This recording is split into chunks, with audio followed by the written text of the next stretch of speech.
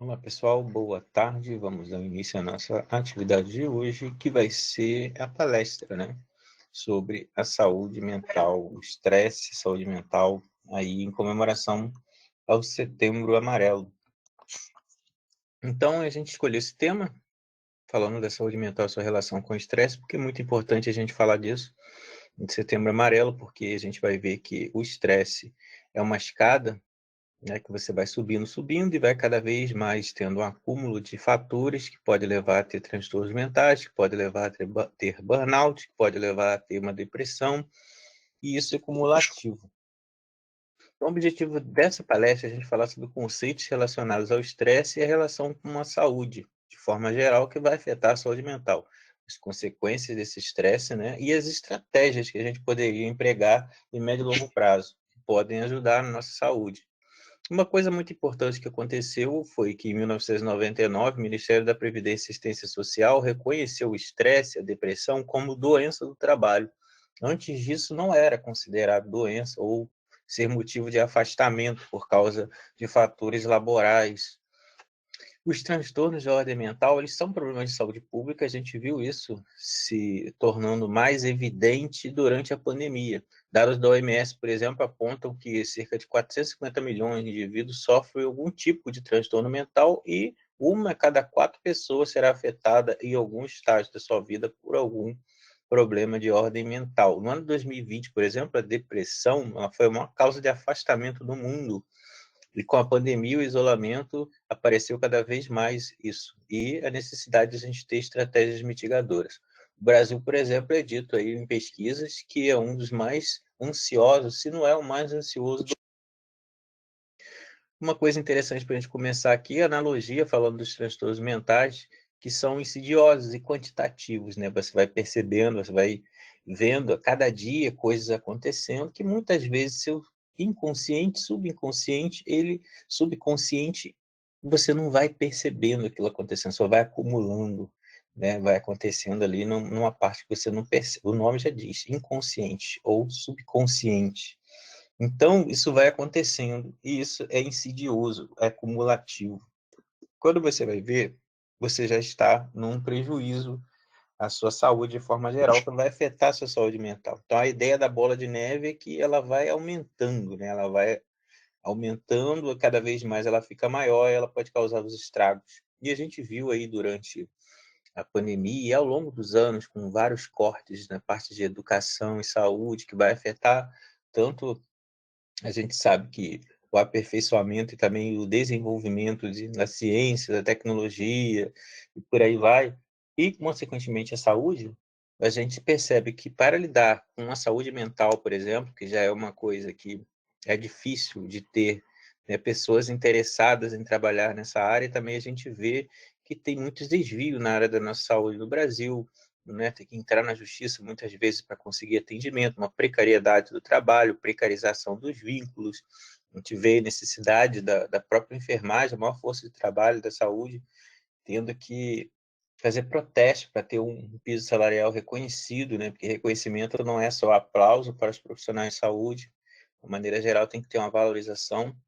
A gente vê preconceitos e desvalorização social quando fala relacionado à saúde mental, e soma tudo isso aí a chegada do vírus, né, do coronavírus, que incrementou e evidenciou ainda mais esse problema de saúde mental. No cenário mundial, a gente vê uma recessão, uma intensificação aí das ideias de estresse, mostrando muita coisa relacionada a estresse, a saúde mental e por aí vai nas mídias. E isso aí, com a magnitude que o estresse tem, a transcendência, vai aparecer na nossa universidade, no estudo, né, no setor de saúde, na nossa vida familiar, em todos os lugares. É a magnitude e a transcendência do estresse. E aí aquela bola de neve pode se tornar isso, uma avalanche, e levando a ter problemas de saúde e prejudicando a qualidade de vida. E o ensino remoto surgiu durante aí a pandemia justamente para poder fazer com que não se atrasasse a formação dessas pessoas, né, que estão na universidade, vocês estudando, e o Ministério da Educação lançou a portaria número 544 em 2020, que substituiu as aulas presenciais por aulas remotas, enquanto durasse a pandemia, revogando aí a portaria anterior que não deixava isso acontecer nos cursos da área da saúde. E a gente tem que pensar em relação às condições das pessoas de estudarem em casa, né? Se elas têm um ambiente adequado, se elas tinham internet, se elas teriam um computador, se teriam recursos. A gente fez também uma pesquisa sobre isso relacionada à saúde mental. Temos alguns dados preliminares para mostrar aqui. E aí é importante falar que o estresse, quando a gente está falando aqui de vida acadêmica, né, de estudo, e também na vida de quem já trabalha, porque muitas pessoas estão aqui hoje, trabalham, estudam, a gente pensa no termo estresse como ligado intrinsecamente aos aspectos psicossociais. Então, é algo que tem uma magnitude, né, bem grande, está em toda parte, ele transcende o ambiente de seu estudo, de seu trabalho, da sua casa, e todos estão vulneráveis aí. Então, é muito importante que seja estudado sobre essa ótica de algo mais amplo, né, o estresse. E isso afeta diretamente a nossa qualidade, entre aspas, de vida no mundo moderno, né? Porque, entre aspas, porque a qualidade depende muito do seu ponto de vista. O ar não está limpo, tem poluição sonora, tem estresse, como a gente já falou, da magnitude e a transcendência dele, né? Então, são coisas que a gente observa do mundo moderno na cidade, né? Nos grandes centros urbanos. O conceito de aspectos psicossociais, eles se referem também ao ambiente onde a gente está, onde a gente estuda, a universidade, a escola, a faculdade, o hospital onde você trabalha, o posto, e sofre influências das características individuais de cada um. Como que se percebe esse estresse? Então, alguns autores, eles dão uma ênfase muito no contexto histórico e social de cada pessoa, né? Como lida com o estresse. E outros falam mais do aspecto do ambiente. Mas ambos se interagem, né? O estresse, ele, como a gente viu, transcende e depende de múltiplos fatores, assim como a sua capacidade interna de lidar com isso, né? Se você é mais resiliente ou menos resiliente. E a gente é importante falar da saúde, porque quando se fala em saúde mental, é uma consequência de uma saúde geral, né?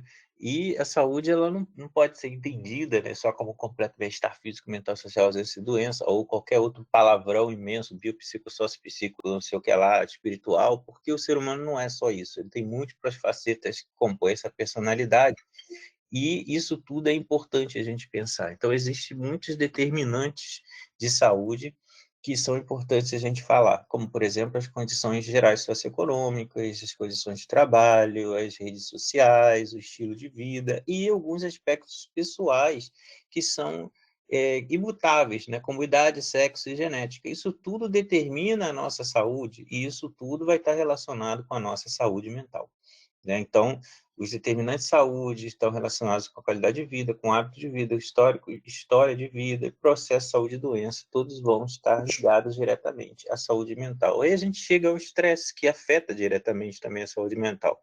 E como eu já expliquei antes, ele transcende, ele é bem grande, ele tem uma magnitude expressiva e todos nós estamos vulneráveis. E aí aquela bola de neve pode provocar uma avalanche por ser cumulativo esses fatores. Olha o boneco de neve chorando ali no chão.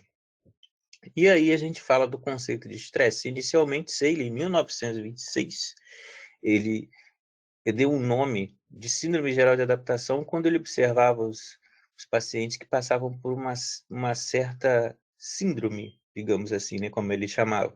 Então, tinha uma reação de alarme inicial, a produção muito grande de adrenalina, né, depois o estágio de resistência, de você conseguir lidar bem com essa situação, se você consegue ter uma boa resiliência, chega no estado de resistência, mas você pode ter ali alguns sinais e sintomas já de desequilíbrio na sua homeostasia, né? Do seu corpo ali, seja dos hormônios, ou seja, do aspecto de como lidar com aquilo ali, né? Não ter como lidar.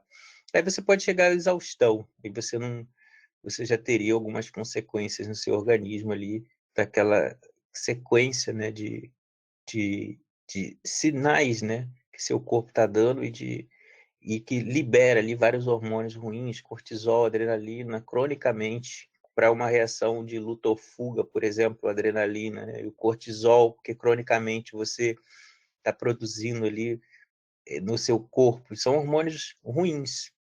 Então, o estresse também pode ser entendido como, pode ser percebido como uma sobrecarga, esgotamento, colocando em risco o bem-estar, e depende muito da percepção de quem vive, né, da percepção subjetiva. A própria Organização Internacional do Trabalho, ela fala de aspectos e dos impactos, né, do estresse, que eles são multiformes, né? Então, eles podem causar aí doenças cardíacas, gastrointestinais, físicos, doenças psicossomáticas, e está ligado muito aos aspectos psicossociais. Esse último, como a gente está falando, ele favorece, né, o estresse, digamos assim.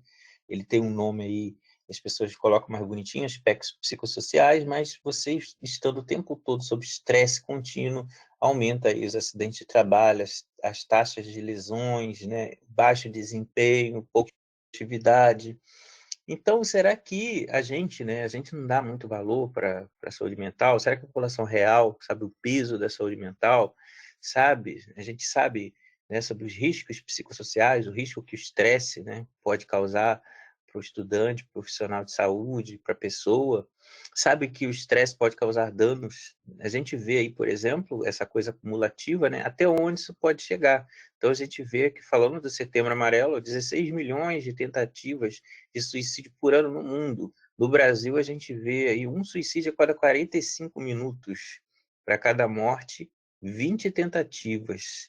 Né? Então, assim, os estados que têm maior taxa aí de suicídio, São Paulo, Minas Gerais, Rio Grande do Sul, e no Paraná, por exemplo, a gente tem aí dados de informações de notícias de 10, a cada 10 horas um registro de um suicídio.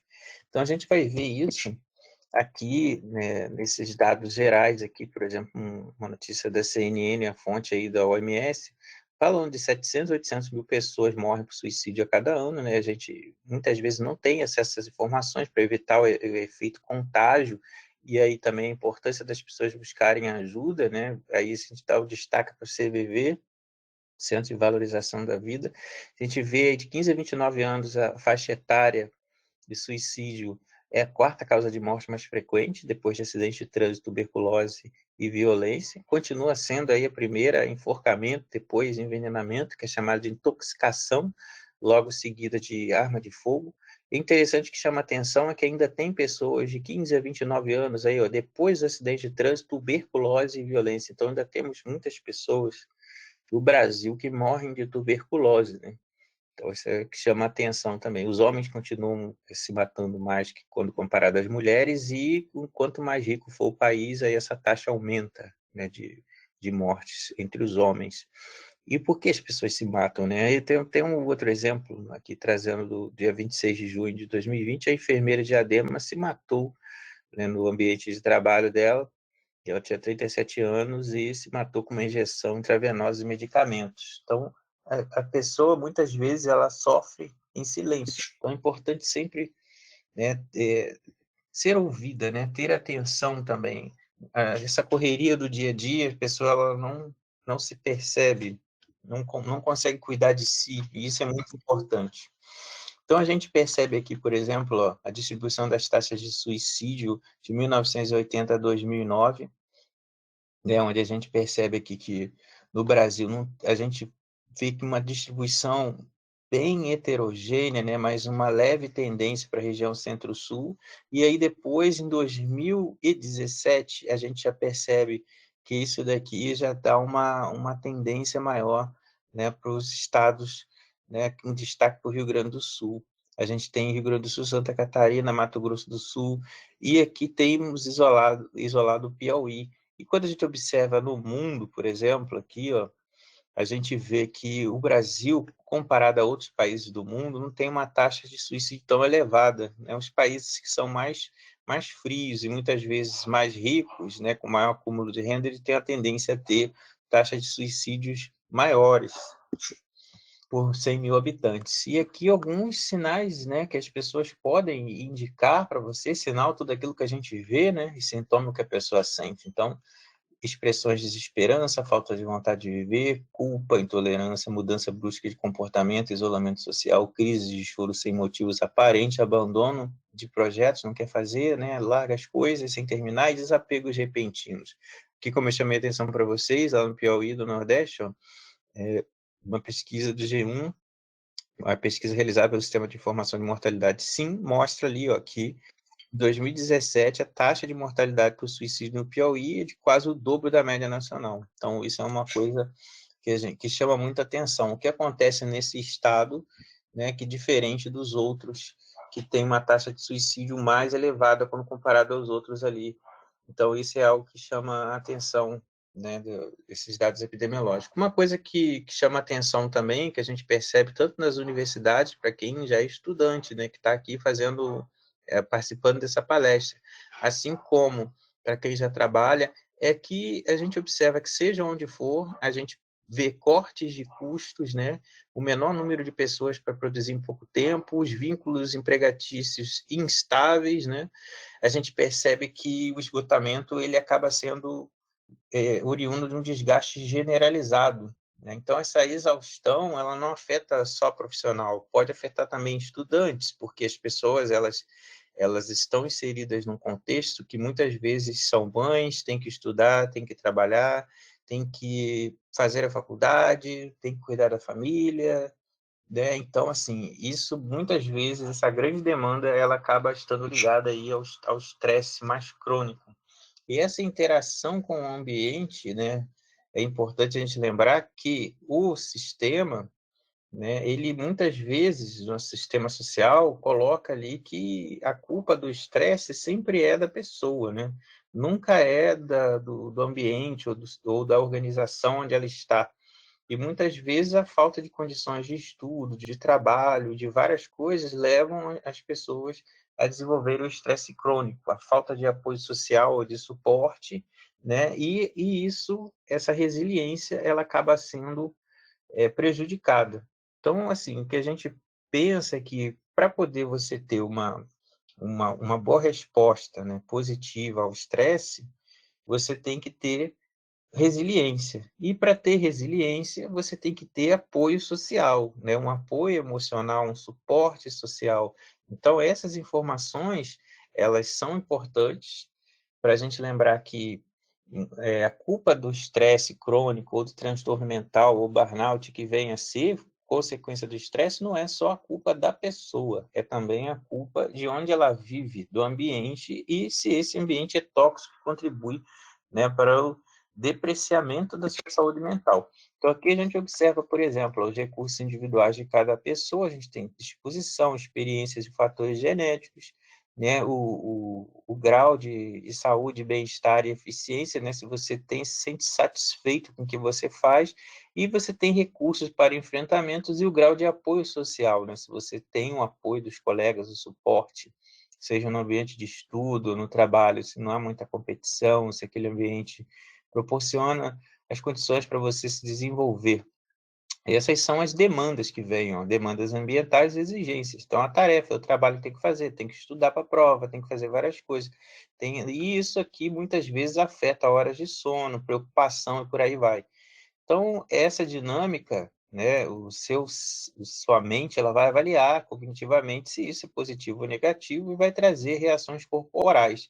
Essas reações podem ser desde a produção de hormônios, como eu falei para vocês, que estão relacionados ao estresse, como também podem ser hormônios que estejam relacionados ao bem-estar, né, dopamina, endorfina, serotonina, você ter prazer naquilo que você faz, né, estudando ou trabalhando. Agora, os hormônios ruins, como por exemplo a adrenalina, que a gente já sabe que faz um monte de coisa, né, contração de vasos, aumentar batimento cardíaco, e existe cortisol também, que cronicamente ele vai aumentando, aumentando, e aí ele diminui o sistema imune, ele aumenta o açúcar no sangue, né, faz aumentar a sua memória e atenção, mas a gente não está em luta ou fuga o tempo todo, mas o corpo foi treinado para poder pensar que está em luta ou fuga numa situação de estresse. Então, aumentar a pressão arterial, vai diminuir a sensibilidade à dor e diminuir a serotonina. Então, nem sempre o estresse ele faz parte da vida. Ele é bom, porque vai te motivar, vai fazer você ser mais resiliente, vai fazer você se adaptar às necessidades, mas você não pode pensar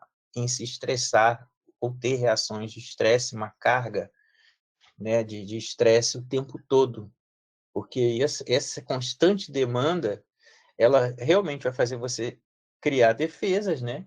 Você lidar com tarefas agradáveis ou não na área da saúde, você estudando, e você vai criar estratégias defensivas para poder lidar com aquilo ali, com o sofrimento do outro, e por aí vai. Mas essas defesas psicológicas, elas impõem demandas, né, de adaptação. E esse estresse crônico, você o tempo todo vivendo, sofrimento ou desgraça, como a gente liga a televisão e só vê, isso pode levar a um estresse crônico, né? Você vai ficando mais frio. E aí a gente tem várias escalas que mensuram isso. Uma delas é o SRQ, Self-Reporting Questionnaire, né? Ou seria mais ou menos um questionário autorreferido sobre a sua situação geral de saúde. Você também pode ser avaliado por um psicólogo, né? Por um psiquiatra. E aí você vai ver ali, perceber se você tem algum problema mais crônico de estresse que pode te levar a ter outros sinais, sintomas, como, por exemplo, de transtornos mentais comuns, que é uma das coisas que eu mais estudo. Então, a gente pode pensar na somatização, né? E aí, o que é somatizar? Passar para o corpo, né? Somatizar. Então, a mente, ela está em permanente contato com o corpo. Tem até um,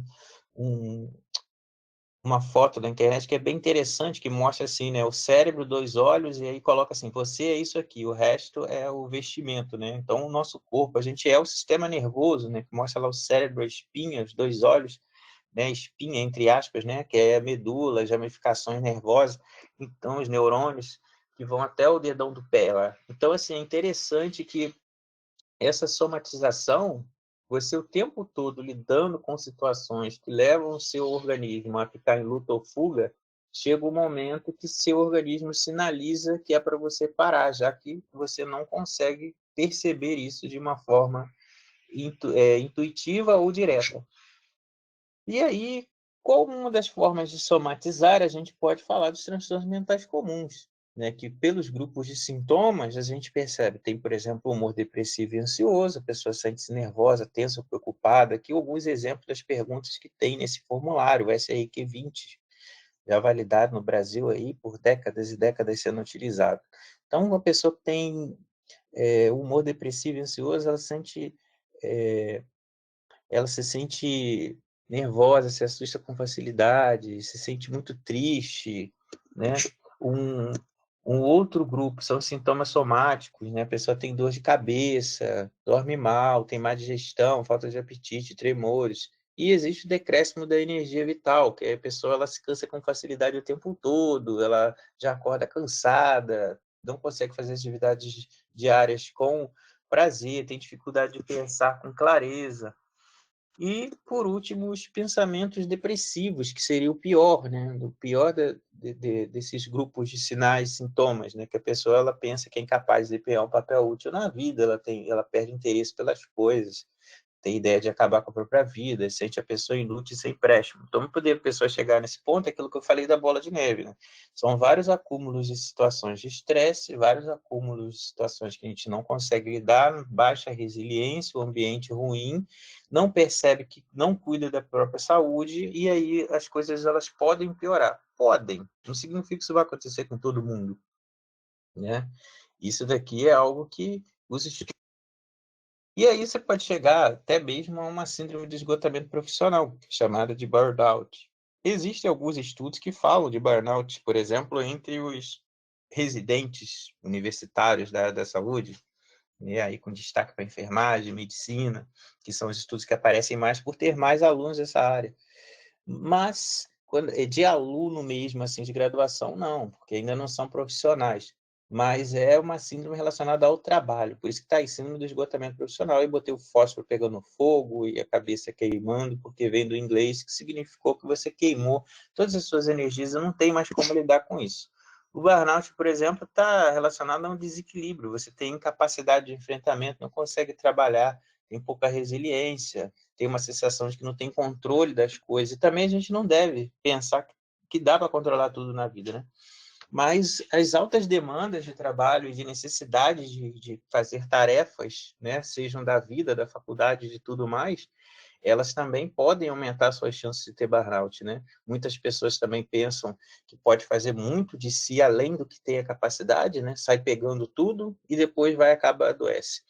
E a gente percebe que isso tem uma relação direta aí com o interesse do capital também, que leva a esses desgastes, né, das empresas e que leva a pessoa a trabalhar em empresas que provocam esse desgaste, né? Porque as empresas, como a gente falou anteriormente, seja ela pública ou privada, a gente tem, por um lado, o sucateamento e uma pouca quantidade de recursos, né? A gente vê a notícia hoje, por exemplo, que a UFRJ em alguns locais não vai conseguir mais funcionar porque não tem recurso para pagar nem a limpeza.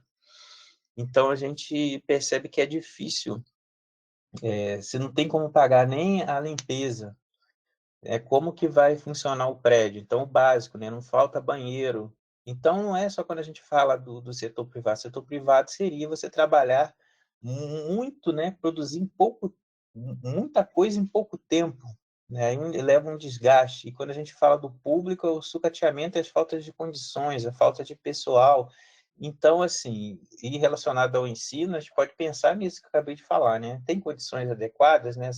Salas climatizadas, cadeiras adequadas, você tem condições de estudar, né, adequadamente. E aí, na pandemia, né, conseguiu também realizar isso.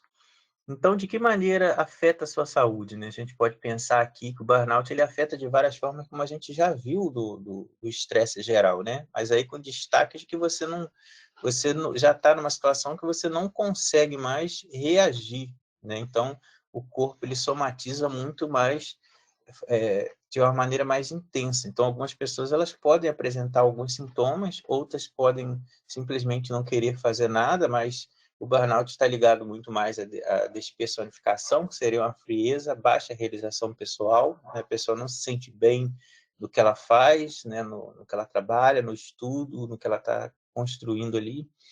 Então, a realização pessoal baixa, esgotamento emocional, né?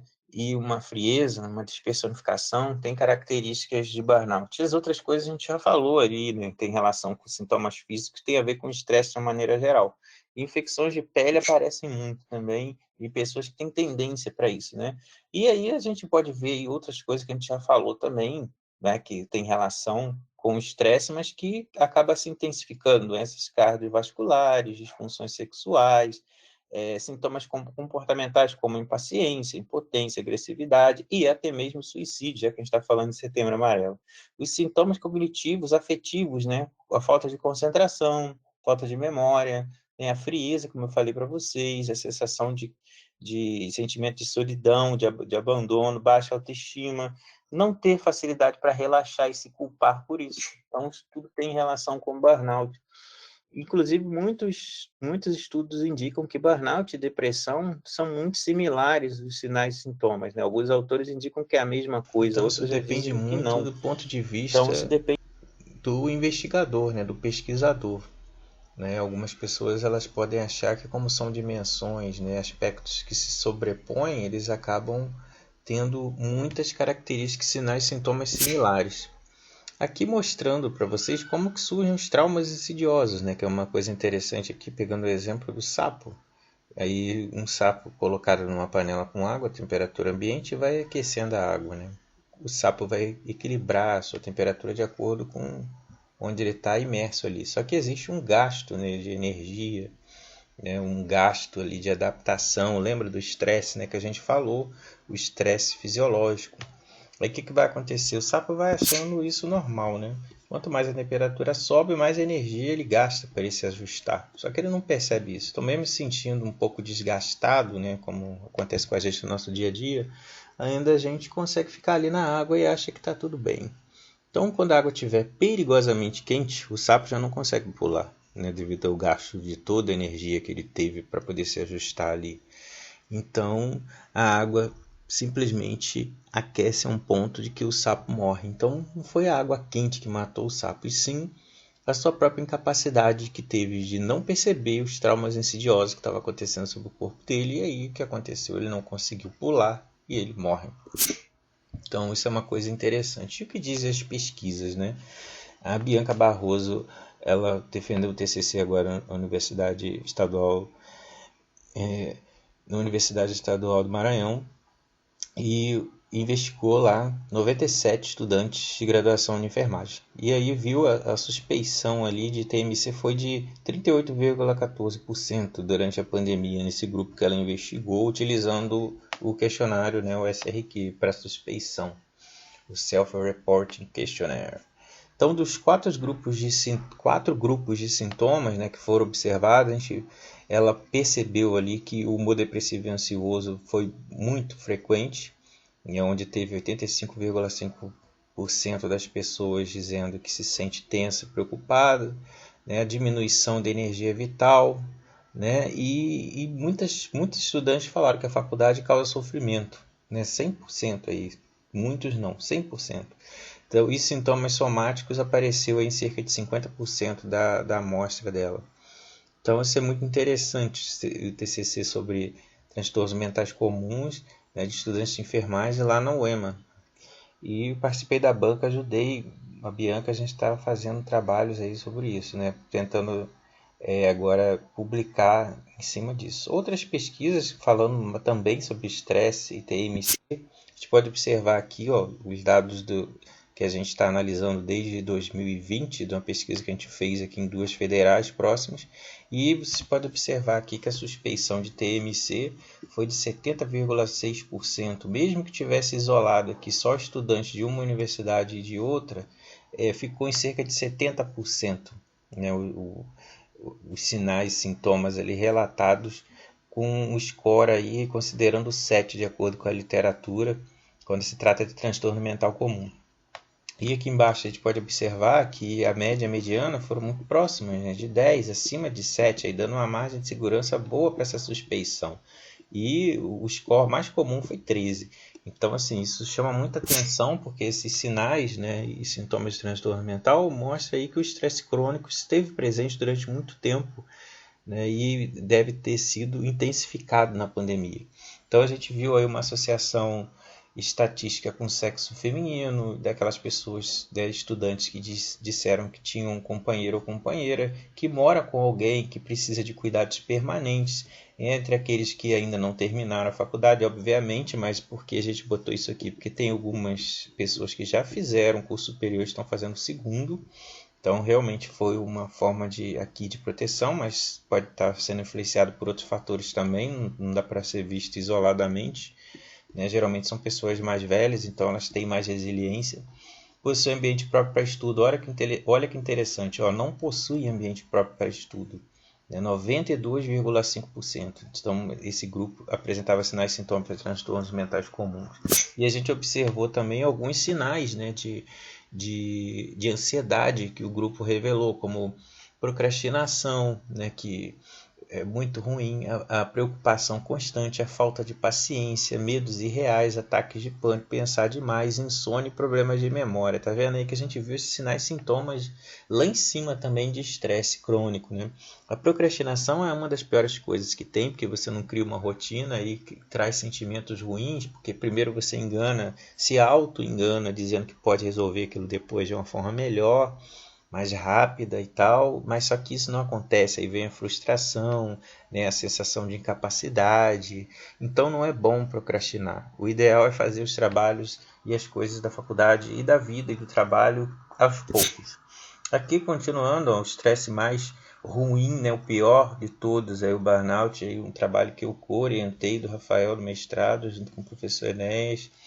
E falando de burnout e possíveis implicações na qualidade do cuidado, a gente nota que a literatura já aponta que, obviamente, como a gente viu anteriormente, né, quanto mais estresse, mais prejuízo, cuidado, né, pode ter erros e tudo mais. E a gente percebe também que futuros profissionais aí que vocês já trabalham, estão estudando, que o burnout, quando você tem um ambiente que ele implica em você ter uma condição de trabalho que exige muito de você, o tempo inteiro está em alerta, como CTI, por exemplo, você vai ter uma prevalência de suspeição mais elevada, como é o caso desse estudo que eu fiz aí do doutorado, falando 55,3%. E as soluções, né? Não sei se vocês repararam, mas sempre tem soluções voltadas para a pessoa, né? Em nível individual. Mas essas informações elas deveriam ser sinérgicas, né? E ir de uma forma ampla. Então, ações coletivas em prol da saúde, né? Então, quando a gente faz um grupo, tem algum grupo, terapia comunitária, os grupos de idosos que fazem exercício físico juntos, né? O grupo de jovens que permanecem juntos durante a faculdade, a melhor fase da vida, onde você tem apoio, você consegue ter os grupos, talvez hoje prejudicado um pouco pela pandemia, mas depois deve voltar ao normal. O reconhecimento que a gente não tem controle sobre tudo, a gente não tem controle sobre trânsito, não tem controle sobre acidentes, não tem controle sobre coisas que podem acontecer na vida. E isso a gente, com o tempo que vai amadurecendo, vai percebendo e tentando ver que essas coisas elas podem se influenciar negativamente a nossa percepção, né, do dia, mas que a gente não tem controle sobre isso, né? Algumas pessoas conseguem ser bem resilientes, né, em relação aos problemas da vida cotidiana no mundo urbano, outras não. Então perceber que as instituições, por exemplo, onde você estuda, você trabalha, tem um papel, porque às vezes a organização do serviço ou às vezes a falta de condições, isso pode influenciar, como a gente já viu. Pensar sempre no agora, né? Esquecer o ontem, o saudosismo que já aconteceu pode não se repetir, e o futuro que é uma ilusão que a gente planeja, né? Acha que pode acontecer daquela forma e muitas vezes não. Então não existe decepção, né? Existe, na verdade, uma expectativa não correspondida, né? De uma realidade que pode acontecer ou não, né? Então isso é muito. A gente não deve pensar muito no passado e no futuro.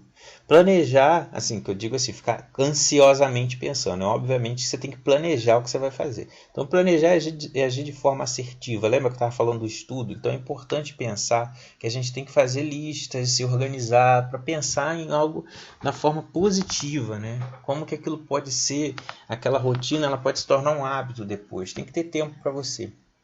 E lembrar que, como falei anteriormente, a forma de trabalhar, né, a forma como você lida com os outros e a própria instituição, familiares, aspectos políticos, aspectos ambientais, eles influenciam nossa forma de ver saúde e de ver doença e influenciam nossa forma de perceber o estresse. A gente pode notar aí essas pessoas o tempo inteiro reclamando de tudo, o tempo todo sem parar. Não é à toa que é o país aí com maior, no mundo, né, com maior quantidade de ansiosos e depressivos também, né? E é um país que não liga muito para a saúde mental. Você vê o problema urgindo, assim, aparecendo, né? A ponta do iceberg só, e as pessoas não ligam. Um outro fator que indica isso, a gente falando de Setembro Amarelo, é o caso dos suicídios, né? Como a gente viu, no mundo todo ele tem uma tendência a cair. E no Brasil está aumentando, ou seja, está indo contra o mundo inteiro, né? Então a gente vê que a busca do apoio social é importante, porque ele ajuda a potencializar a nossa resistência, né? A nossa resiliência, melhor dizendo. Resistência. Não deixa de ser, mas é a resiliência, a forma como a gente tem que dar uma resposta positiva para aquilo e aprender. Então aqui a gente vê as ações clássicas que põem sempre a responsabilidade sobre você. O que você tem que fazer, né? Então ter a dieta balanceada, adequada, dormir bem, praticar atividades físicas, né? Consumir dentro do limite cafeína e o álcool, mas lembrando que isso também é droga, e do lado aparece evita o uso de drogas, tabaco, como se refrigerante escuro, né, e estimulantes, um monte de coisa não fosse droga, mas é alimentação balanceada, né? Lembrar que isso é muito complicado dependendo do estilo de vida, por isso tem que se tornar um hábito. E hoje a gente tem aí uma inflação que agora está dando uma melhorada, mas que faz com que a gente leve a comida de casa, né? E isso é algo que é bom, porque você prepara a sua comida, vê a quantidade de sal, né? Você sabe quanto que tem de gordura naquilo ali, se tem conservante ou não. E dividir o seu tempo entre atividades recreativas e suas responsabilidades, porque se você não tiver essa responsabilidade consigo mesmo, querer evoluir no seu estudo, no seu aperfeiçoamento, você não vai conseguir depois usufruir dessa parte que você está construindo nesse momento da sua vida, né? Que isso é bom. A gente fez um aplicativo, a gente até ganhou um prêmio para o desenvolvimento social e tecnológico ano passado, que se chama ProMental ou Mental Pro. Vou mostrar para vocês algumas telas daqui a pouco sobre ele, mas antes disso queria que você fizesse uma reflexão aqui nessa palestra sobre o que você faz, né? Como que você faz, né, para poder cuidar dessa saúde mental? Você cuida de si, você observa as coisas boas da vida, né? Ou só olha o lado ruim e fica reclamando o tempo inteiro? Você agradece e contempla o que é bom, né? A gente tem que praticar a gratidão, mas no sentido de olhar o que é bom, né? Ver as coisas boas da vida, né? Muita gente que faz terapia anota lá sobre as coisas boas que aconteceram no dia, né? Isso é importante para você ver que o dia não foi só ruim. A gente tem uma tendência a olhar só o lado ruim. Basta ligar a televisão que só vê desgraça. Então a gente percebe. Será que você consegue perceber também essa coisa da parte boa da vida, né? E ver a sua capacidade de resiliência, como que você superou vários problemas até hoje? Você se assume como um ser humano que pode precisar de ajuda e que não é Superman ou Mulher Maravilha, né? Que também comete erros, ou se acha, né, um ser superior supremo. Então, valorizar os momentos bons com os amigos, né? é aquele papo, a discussão, a resenha que o pessoal faz. Por isso que eu digo que a faculdade é o melhor momento da vida. Depois as pessoas vão trabalhar e se isolam muito, né? E a pandemia deu o isolamento trouxe essa ideia de percepção de que é ficar muito afastado dos grupos, né? E isso muitas vezes não é bom para a gente. Então as instituições deveriam ter o espaço, por exemplo, de ensino para poder ouvir os estudantes, né? Suas demandas, né? É importante falar sobre isso. E sobre os seus estudos, né? Como você estuda. Então é bom criar uma rotina que depois vai virar hábito, separar o tempo para o lazer, que seu cérebro precisa de descanso, escutar músicas leves e agradáveis se você gostar de ouvir música, buscar algo que faça uma distração nos momentos que você puder, né? Praticar exercício físico que você goste, né? Porque seu cérebro vai ser oxigenado, isso é muito bom. Dormir 8 horas também, porque vai ajudar nessa oxigenação e limpeza ali do cérebro, né? Tirar lá todas as impurezas e por aí vai. Beber bastante água, né? Durante o dia. E água é água, né? Não é suco, não é refrigerante. Organizar bem seu tempo, porque você precisa também pensar em crescer, né? Pensar em se tornar melhor. Comer alimentos, né? O que são alimentos, né? Se você olhar a pirâmide alimentar nova, né? Adaptada, porque a antiga era horrível, cheia de carboidrato na base, você vai ver que agora tem muito mais verduras, legumes, né? Depois vem frutas e você vai olhar que os cereais estão lá em cima. Então, a nossa alimentação deveria ser muito mais verduras, legumes, né? E menos carboidratos, porque aí a gente vai ter consumir alimento. Então, alimento é carne, isso, né? É que eu acabei de dizer, né? Verduras, legumes, folhas e tudo mais, e evitar produtos alimentícios. Buscar o apoio da família, que possa incentivar, os amigos que gostam de estudar e fazer você crescer, que a gente está falando aqui de estudo, né? Tem uns amigos que vão gostar de chamar só para poder sair, para poder beber e tal. Se você gosta e quer fazer isso, lembre-se que existe um limite, né? Então, o que é uma pessoa que faz uso regular, por exemplo, de álcool, né? Então, uma pessoa que bebe todo final de semana, ela já é considerada alcoolista. Então, você tem que pensar nos danos que você está causando e contribuindo para o estresse piorar na sua vida. É interessante que as pessoas não bebem muita água, né? Mas conseguem beber litros de bebida alcoólica. Então, é uma coisa assim meio que complicada, né? De entender. Então, a gente tem que pensar ali também na postura, como você estuda, o ambiente ideal e tal, né? As pessoas ficam tortas, né? Diante do celular hoje em dia, do computador. E pensar aí no celular, né?